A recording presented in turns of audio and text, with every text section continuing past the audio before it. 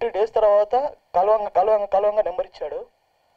తర్వాత కొన్ని రోజులు ట్రావెల్ అయినా, నేను సినిమా వేస్తే హీరో ఫ్రెండ్ నువ్వేరా అన్నాడు. నిన్న అమ్మలే ఒకరోజు కాల్ చేసి చెప్పాడు సినిమా ఒకేంద్ర అంటే నా కళ్ళకే నీళ్ళు వచ్చినాయి. అన్నా ఒక్కసారి ప్లీజ్, నేను లైఫ్లో మర్చిపోలేను నిజంగానా. అంటే చాలామంది అంటే మాట ఇస్తారు, కానీ ఆ మాట నిలబెట్టుకోవాలంటే చాలామందికి ఆ ధైర్యం ఉండాలి. అది మా అన్న Krishnamachari.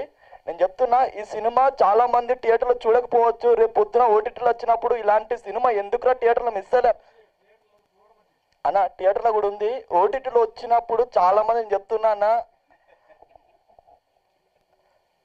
Recently preview వేశారన్న. First preview వేసినప్పుడు నేను చాలాసార్లు అడిగా సినిమా చూపించావా అన్న అంటే, లేదురా మొత్తం అయిపోయాక చూపిస్తా అది అని చెప్పి అన్నారు.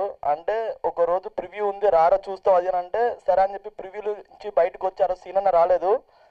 ఫస్ట్ కాల్ సీనన్న కాల్ చేసిన ఒక మాట చెప్పా, అన్న సీనన్న ఒక్క నిమిషం ప్లీజ్ అన్న నా కోసం రండి అన్న.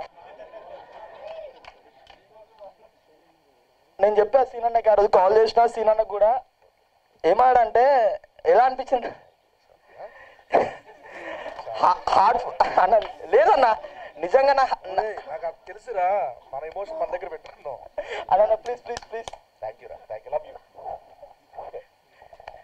అన్న. నీ యాక్టింగ్ చూసి నాకు మెంటల్ ఎక్కేసింది అన్న. ఆ కమలాసం చూస్తే కూడా భయపడతాడేమో నేను చూసి.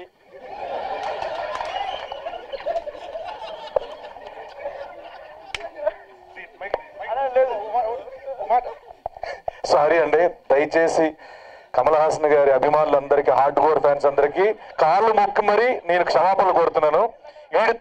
ఈడు అన్న ఒక చెత్తవాగుడికి నేను మీ అందరికీ క్షమించమని కోరుతున్నాను. ఒరే మాటలు ఒక అర్థం ఉండాలిరా.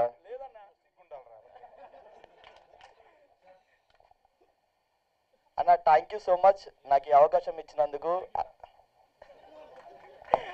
అన్న. నెక్స్ట్ సినిమాలో ఒక క్యారెక్టర్ చారనా పక్క.